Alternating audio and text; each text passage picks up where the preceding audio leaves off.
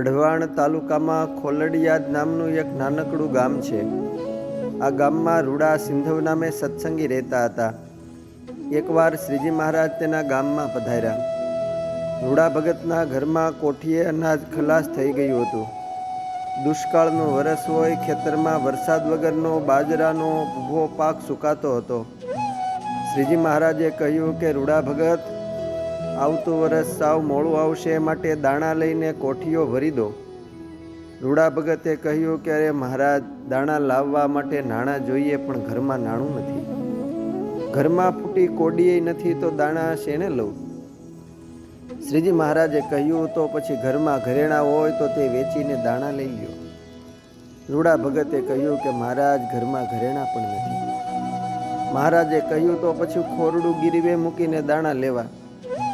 રૂડા ભગતે કહ્યું કે મહારાજ, મારા ઘરના ખોરડાની સ્થિતિ એવી છે કે એના ઉપર ગામનો શાહુકાર રૂપિયા ધીરવાની ના પાડે છે. શ્રીજી મહારાજે પૂછ્યું કે રૂડા ભગત, 12 મહિને કેટલા દાણાનો વરો છે? રૂડા ભગતે કહ્યું કે મહારાજ, 5 કળશી બાજરો હોય તો વર આખું થઈ રહે. શ્રીજી મહારાજે કહ્યું કે દાણા વગર તમે શું કરશો? રૂડા ભગત કહે કે મહારાજ, અમારા જેવા સત્સંગીથી ભીખ તો મંગાઈ નહીં, ચોરી પણ કરાય નહીં, માટે દાણા વગર અમે વહેલા દેહ છોડી દઈશું, ત્યારે તમે આવી અમને તમારા અક્ષરધામમાં તેડી જજો. શ્રીજી મહારાજે કહ્યું કે રૂડા ભગત, તમે નાગડકા ગામ આવો, ત્યાં અમે તમને સુરાખાચર પાસેથી વાડી અપાવીશું. એમાં ઘઉં અને જવ સારા થશે. રૂડા ભગત કહે, મહારાજ, અમે તો નાડોદા કહેવાઈએ, અમને વાડી કરતા આવડે નહીં.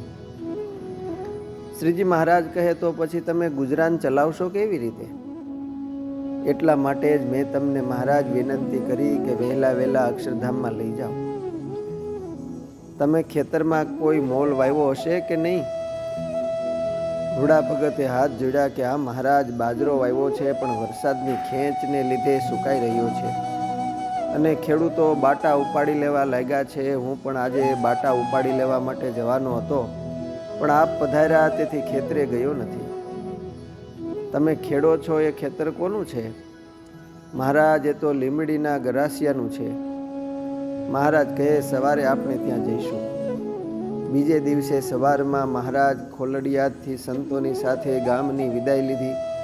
રૂડા ભગત મહારાજની સાથે ચાલ્યા. રસ્તામાં એનું ખેતર આવ્યું, ત્યારે રૂડા ભગતે કહ્યું કે પ્રભુ, આ મારું ખેતર. રૂડા ભગત, એક જોરદાર વરસાદ આવી જાય તો આ બધો તૈયાર થવા આવેલો બાજરો બચી જાય કે નહીં? હા મહારાજ, જરૂર બચી જાય, પણ વરસાદ આવે એવી કોઈ નિશાનીઓ તો જણાતી નથી. બાકી ભગવાનની કૃપા થાય તો વરસાદ થાય. આમ વાતો કરતા ઘણે દૂર સુધી મહારાજને અને સંતોને વળાવીને રૂડા ભગત પાછા ચાલતા પોતાને ઘેર આવ્યા. બીજે દિવસે સવારે રૂડા ભગત પોતાને ખેતર બાજરાના બાટા ઉપાડવા જવાની તૈયારી કરે છે. ત્યારે બહાર ગામથી આવેલા કોઈ ઘોડેસવારે કહ્યું કે રૂડા ભગત, તમારા ખેતરમાં ભગવાનની મહેર થઈ છે. તમારા ખેતરમાં તો પાણી ભર્યું છે ને આસપાસના બધા ખેતરમાં ટીપોય વરસાદ વરસ્યો નથી. રૂડા ભગત ખેતરમાં ગયા અને જોયું તો ખેતર પાણીથી ભર્યું છે.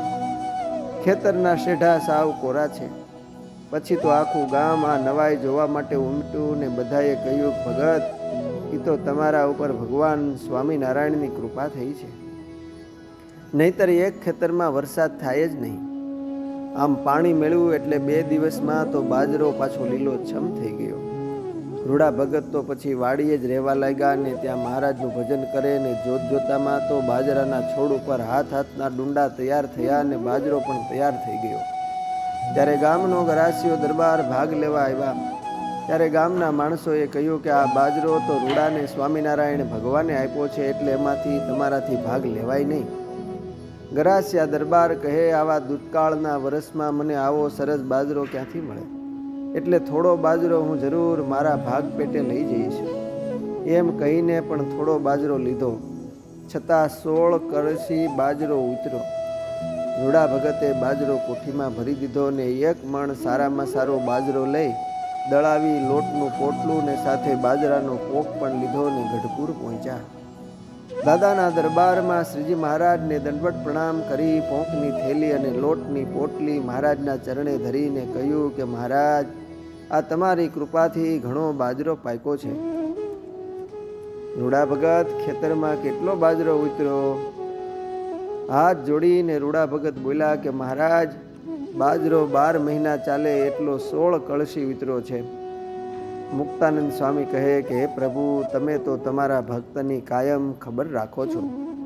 શ્રીજી મહારાજે એક મુઠ્ઠી ભરી બાજરાનો પોક એમાંથી જીમા અને સૌ સંતોને પોષ ભરી ભરીને પોતાના હસ્તે પ્રસાદી વેચી. અસ્તુ. જય સ્વામિનારાયણ. સત્સંગ સાગરના મોતીમાંથી.